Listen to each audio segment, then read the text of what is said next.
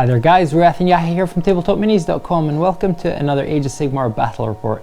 So today we're playing the battle plan, the ritual, and we're going to be using High Elves against Stormcast. So let's show you the armies and then we'll get started. So here we've got the High Elf army, and that's led by Prince Imric on his dragon. And then we have a unit of 10 Sword Masters of Hoth with full command. And then we have a unit of Silver Helms with 8 Silver Helms with full command. And then we have 2 Great Eagles at the back.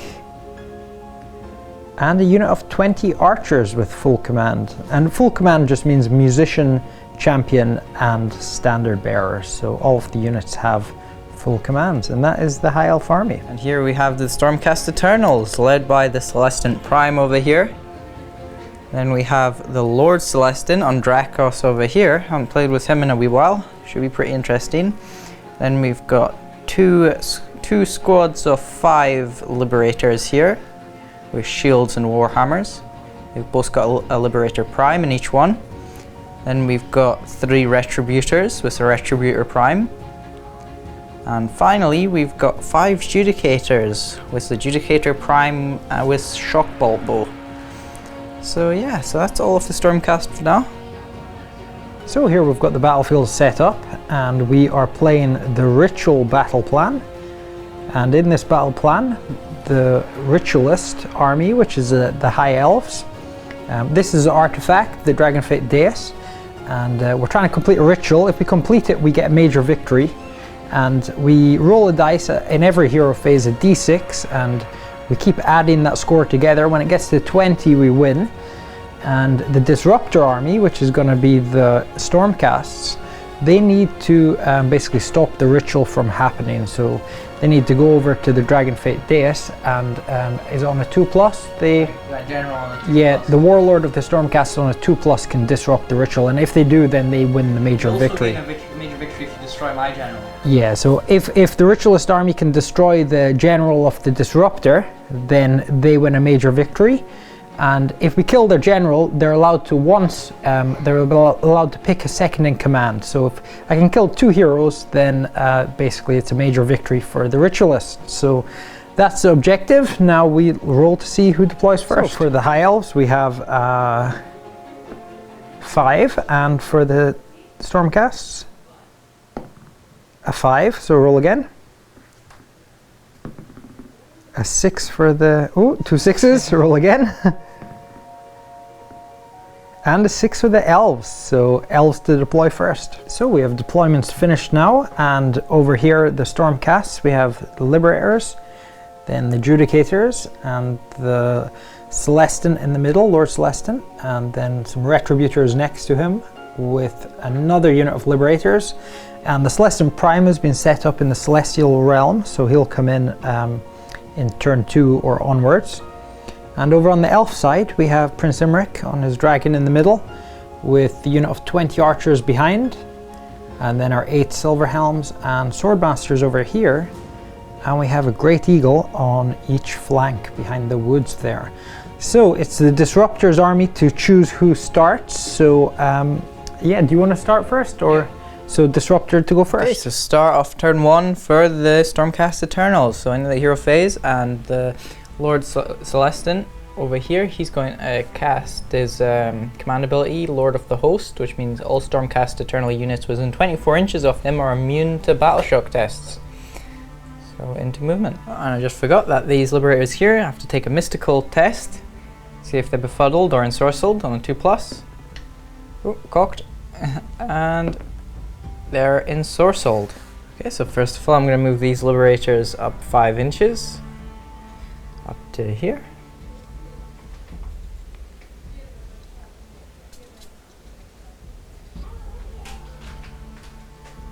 Then the Retributors, I'll just move up 4 inches to here. Next, Lord Celestin on Drakos is going to move 10 inches up to here. Finally, these Liberators are going to move up 5 inches.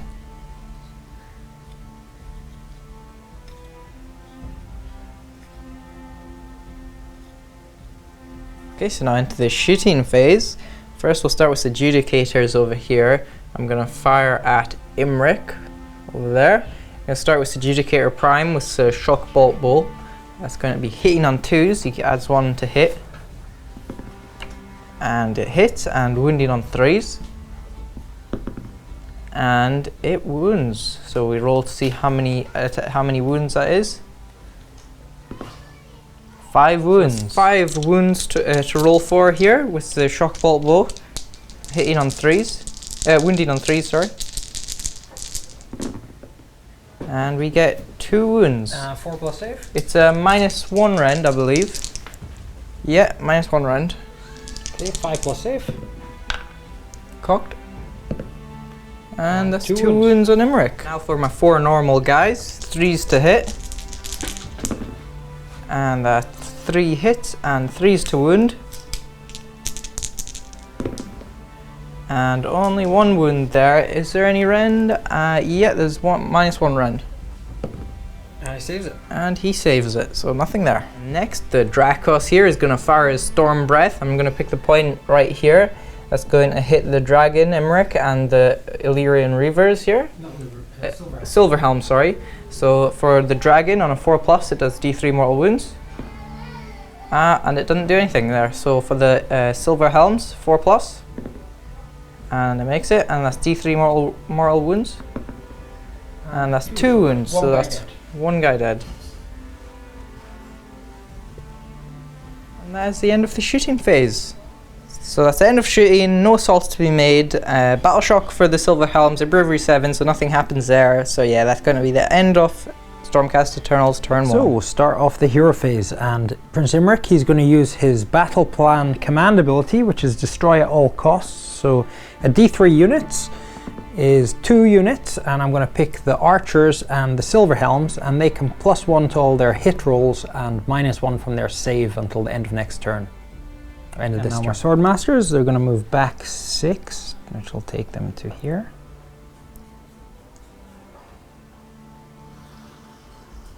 And my Silverhelms, with a move of 12, they're going to move back to here. So we're kind of making a tactical retreat here almost.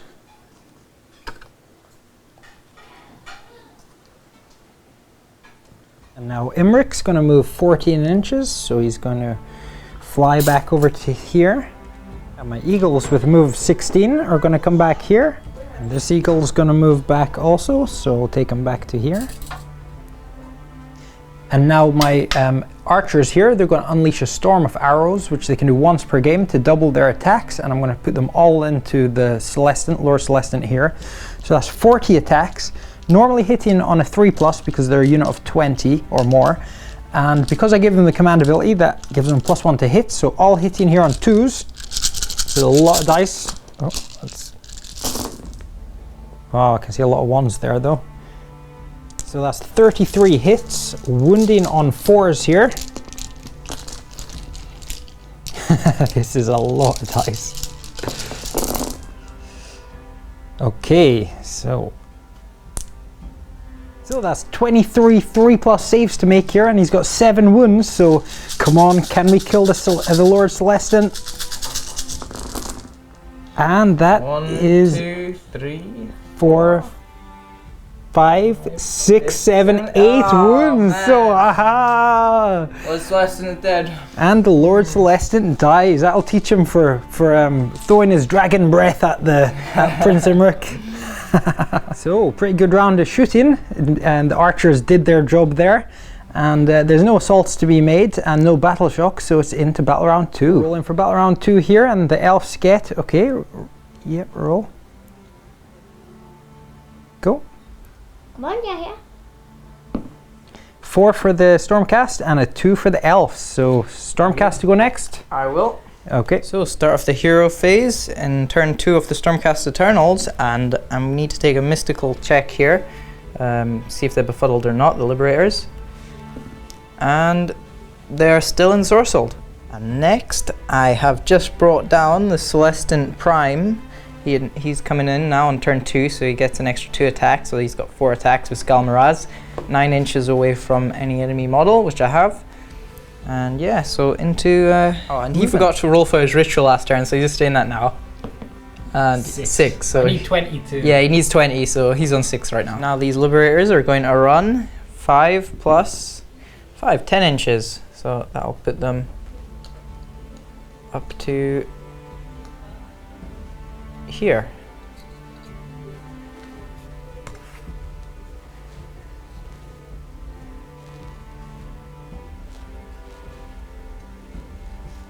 Next, these retributors are going to run as well, so that's 4 plus 5, so 8 inches. 9 inches, sorry. To here. And then up to here. Like that. Next, I'm just going to move these judicators up 5 inches. To here. Next to these liberators here, they're going to run 5 plus 6, 11 inches. So that puts them all the way up to here. Pretty good run rolls, huh? Yeah, really good run rolls. So now into the shooting phase, we're going to start with the judicators over here. The judicator prime with the shock bolt bow is going to fire at that unit of archers, high elf archers over there. So that's going to be 2s to hit. And it hits, and now we roll to see how many wounds it does. Oh, 1 wound, so 3s to wound. And it doesn't, so nothing there. Now it's the 4s are your normal guys with their skybolt bows, so it's 3s to hit. And 2 hits, wounding on 3s. And 1 wound, so that's -1 Ren, so they actually won't get a save, so that's actually one of them dead. And now the Celestant Prime here is gonna shoot his Comet Strike Scepter. I'm gonna put a point right here on the battlefield, and now I'm gonna roll to see how many inches. 6 inches. Well, that's just gonna still cover just the Eagle and the Imric here. So Imric suffers D3 mortal wounds. 2, so one mortal wound on Imric. And for the Great Eagle, how many wounds does the Great Eagle have? I think 3. 3, so the Eagle could potentially get killed here. 4 wounds. 4 wounds. Oh, 4, so anyway, can't kill him. Okay, so he's down to 2 wounds, the Great Eagle, and Imric is down to 11 wounds. So that's the end of the shooting phase and into the assault phase, combat charge phase. And I'm going to attempt to charge my Celestant Prime here. I want to really charge Imric here. That I'm needing 12 to charge Imric, so I need an 8 to charge the Great Eagle here. But so yeah, I'm gonna roll 2 dice, and I need a 6. I need at least 1 6, because once per turn I can change 1 dice roll to whatever I want. So I need 12, so I need to roll 1 6 here, and I can change the other one to 6. Come on, 6. Ah, man. Fact, you can't make it. Well, you could change that to 6 to make him charge the Eagle. I don't know, like... You could make the Eagle. Damn it. I'm gonna have to think about this. I've decided to change that into a 6, so I've got 8. I can make the charge on his Eagle over here, so I'll just try and take that out. Like that. So we're gonna start this combat over here. My Celestant Prime has 4 attacks, hitting on 3s. And 3 hits, and wounding on 2s. And they all wound, and it's -3 Ren there, and it's 2 damage each, or 3 damage each, sorry, and so yeah, that's the Eagle taken out. That's the end of combat, announced battle shock. These archers lost 1 guy, they're bravery 6, and yeah, they're fine. So that's the end of combat, and end of my turn, so turn 2 for the High Elves. So turn 2 here, and hero phase, and Prince Imric, he's going to use his command ability, Lord of Dragons. So all dragons can reroll failed hit rolls, which is going to be quite important this turn.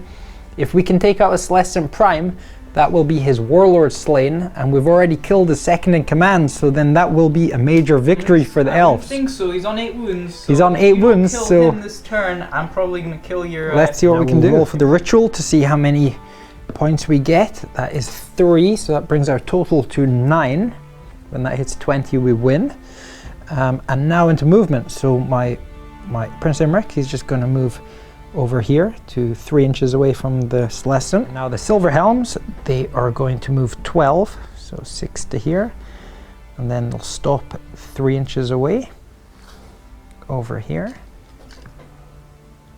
So we're really going to try and take out the Celestant Prime to win us the day. Now my Swordmasters are going to run forward, so 6 plus 1, 7 inches. So that will take them to just over here.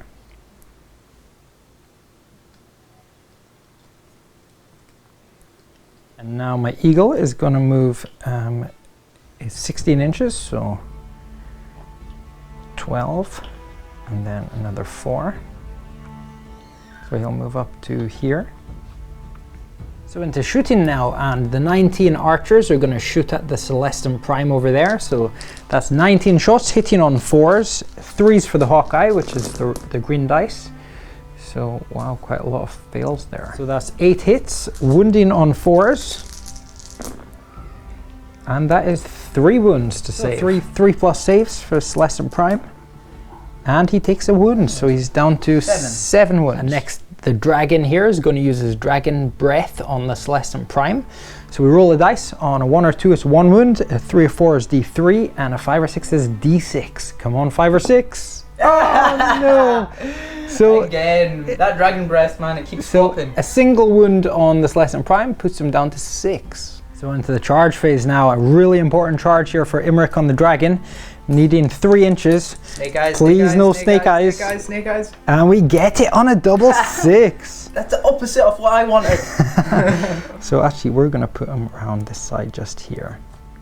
And now the Silver Helm is going to charge also, needing 3. Which we make on 8. So in they go.